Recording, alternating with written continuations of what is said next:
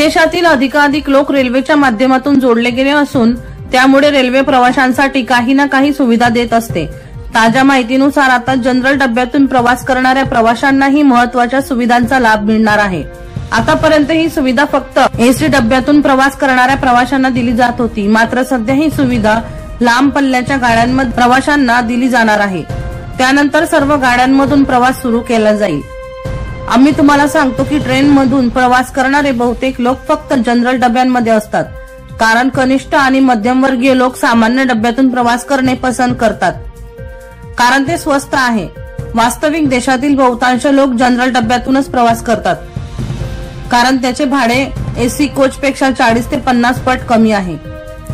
Railway आरक्षण असलेल्यांना अनेक सुविधा पुरवते, मात्र सर्वसामान्य प्रवासी सुविधांपासून वंचित राहतात। मात्र आता रेल्वेने सामान्य डब्याच्या प्रवाशांनाही सुविधांशी जोडण्यास सुरुवात केली आहे। वर्षा लोहार यांचा खास रिपोर्ट V1 लाईव्ह जळगाव।